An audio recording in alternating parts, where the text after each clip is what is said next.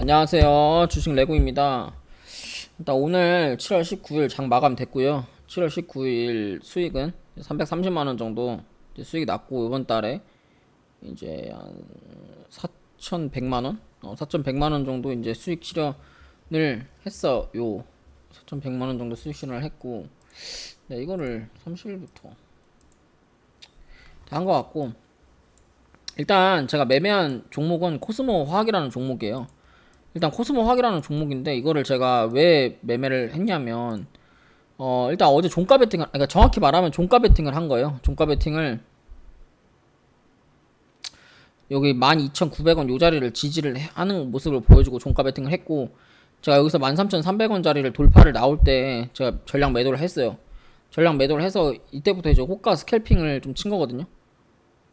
7천주, 7천주, 6천주, 6천주 이렇게 호가 스캘핑을 친 건데, 이거 두 번째 계좌도 똑같아요. 둘 다 코스모 화학 계속 스캘핑 하다 보니까 이게 이제 매수는 처음에 매수를 5천주 정도 했는데, 5천주면 한 7천만 원 정도죠. 그러니까 둘 다 7천 7천씩 매매를 했는데, 이게 오늘 매수 금액이 4억 6천만 원 나오잖아요. 여기는 2억 9천만 원 나오고, 둘 다 이게 왜 이렇게 됐냐면, 이게 7천씩 해가지고 계속 이제 4848 하다 틱틱이를 계속 하다 보니까, 이게 그러니까 코스모학 같은 경우에는 내가 두 호가만 먹어도 수익이거든요. 코스모학 같은 경우에는 이게 무슨 얘기냐면,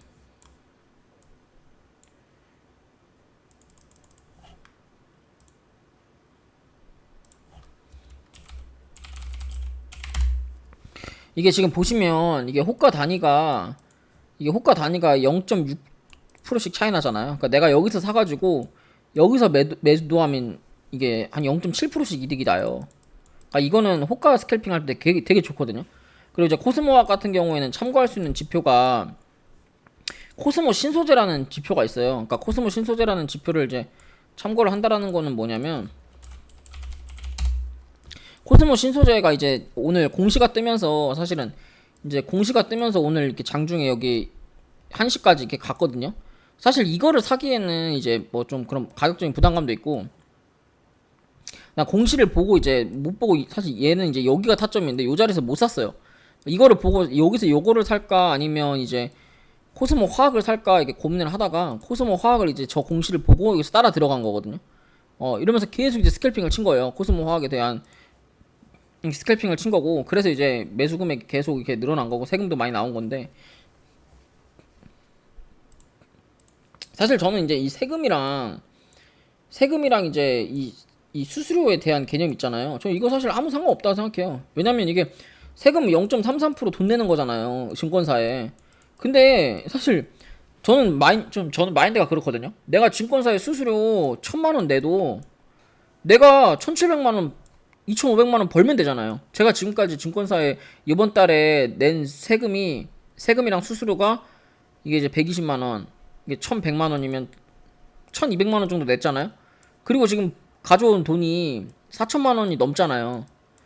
사실 세금이라는 거 자체가, 저는 이거를 왜 신경을 쓰는지 여러분들이 모르겠거든요. 저한테 그런 질문 많이 하세요. 레고님 너무 매매대금이 높아요 라고 말씀하시는 분들 굉장히 많은데, 저는 단 한 번도 이 계좌로 제가 여러분들한테 보여드리는 종목 그 매매일지로 스윙을 절대 하지 않아요. 제가 만약에 스윙을 하면 수익률이 굉장히 높겠죠. 그리고 보시면 알겠지만 장이 안 좋으면 안 좋을수록 수익률이 굉장히 낮아지고 있는 모습이 보여요. 어제까지만 해도 어제 혼돈장 같은 경우에, 그리고 14일 같은 괜찮은 장 같은 경우는 수익률이 굉장히 높아요.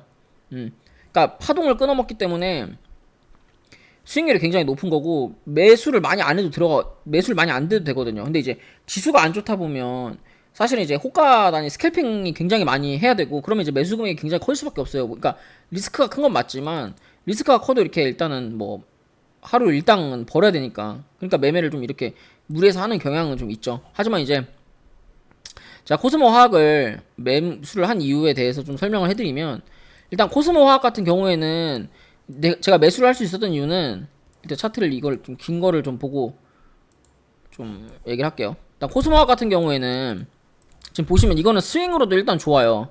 보시면 월봉이나 지금 월봉도 거의 고가 자리이고, 요거는 사실은 월봉을 보더라도 월봉도 이거 수렴 삼각 수렴이 위로 나오는 차트거든요. 이렇게 지금 삼각 수렴이 위로 나오고 있는 자리에서 지금 위로 발산이 나올 수 있는 자리예요. 그리고 이제 삼각 수렴 같은 경우에 이제 코스모 화학 같은 경우에 공시가 떴어요. 공시가 뭐가 떴냐면 폐배터리 정관 변경이라는 공시가 떴거든요. 얘는 이제 모멘텀이 굉장히 좋은 모멘텀이 있는 거예요. 지난주에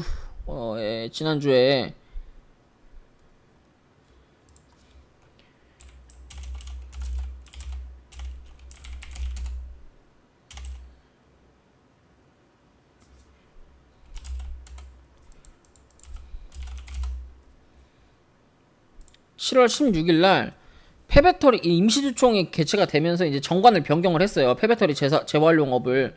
그러니까 2차전지 폐배터리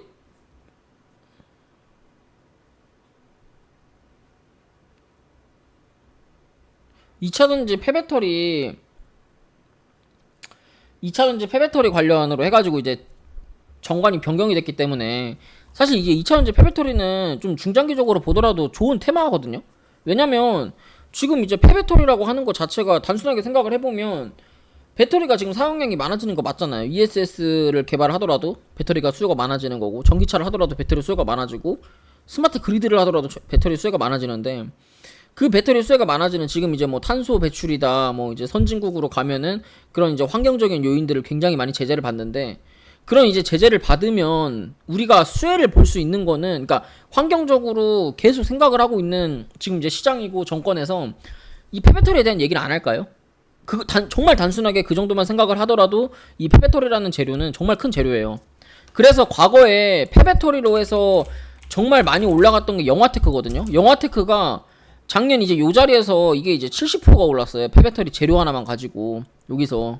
근데 이제 뭐 코스모 화학이 그렇게 가냐 그거를 지금 말씀드리는 게 아니라 얘는 지금 보시면 고점에서부터 기간 조정이 나왔고 가격 조정이 옆으로 더 길어져야 돼요. 그래야 얘는 2만원까지 솔직히 기다리면 2만원은 가요. 근데 이제 바로 2만원을 가지 않는다는 게 중요한 거죠. 왜냐면 이제 저 같은 경우에는 이제 데이 트레이딩 혹은 단기 트레이딩 위주로만 하다 보니까 이런 걸 사실 기다릴 수는 없어요. 이게 2만원 간다 하더라도 못 기다려요. 못 기다립니다.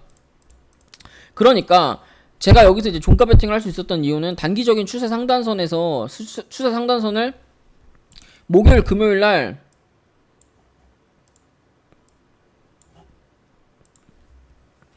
단기적인 추세 상단선을 목요일 금요일 날 돌파를 해주는 움직임을 보여줬어요. 금요일 날, 목요일 날, 수요일 날.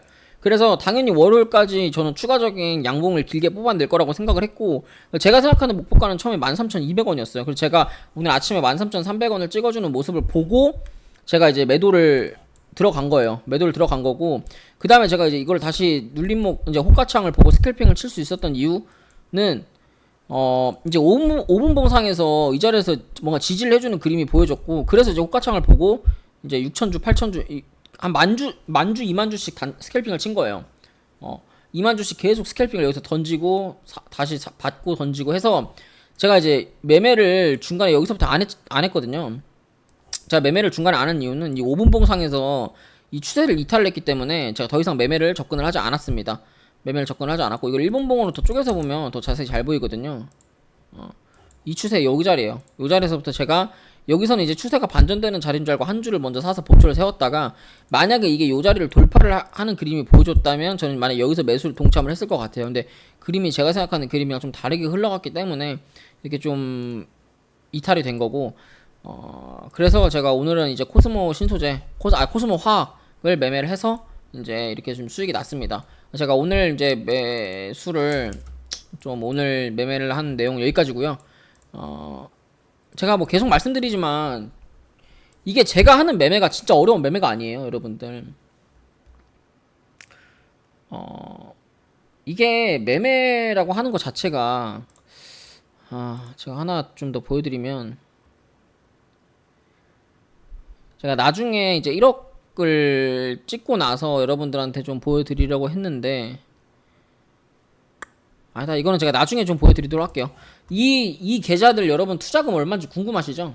제가 이거 1억 찍으면 수익금 1억 되면요, 여러분들한테 제가 이 계좌들 투자금 얼마인지 여러분들한테 한번 보여드리도록 할게요. 여러분들 알면 아마 깜짝 놀랄 수도 있어요. 여러분들이 생각하는 것만큼 그렇게 큰 금액으로 절대 운영하지 않고 있고요. 매매를 많이 안 하는 날 보시면 알 거예요. 매매를 많이 안 하는 날에는 투자금이 4천만 원인데 매매를 많이 하는 날에는 투자금이 지금 10배까지 늘어나죠. 그러니까 4848을 많이 하는 날에는 이런 식으로 수익이 당연히 크지만 수익 이런 식으로 매매를 많이 안 하는 날도 있어도 이것도 이제 거의 비중을 최대치로 해서 매매를 하는 거거든요. 그래서 이 계좌들을 여러분들이 생각하는 만큼 그렇게 투자금이 크지 않아요. 제가 하고 싶은 말은 투자금이랑 여러분들 수익이랑 직결되는 부분은 하나도 없어요. 그리고 여러분들이 정확히 매수해야 될 자리를 알고 매도해야 될 자리를 안다면 투자금은 저는 어떤 뭐 투자금이 100만 원이든 200만 원이든 여러분들이 가져가는 수익은 전 정말 무한하다고 생각을 하거든요. 그래서 오늘 제가 준비한 내용은 여기까지 매매하도록 하고요. 그래서 오늘 내용도 마찬가지로 전고점을 돌파하는 자리에서 재료가 있는 종목을 찾자 였습니다. 그래서 오늘 제가 준비한 내용 여기까지고요. 도움이 되셨다면 좋아요랑 구독 알람 설정 부탁드릴게요. 감사합니다.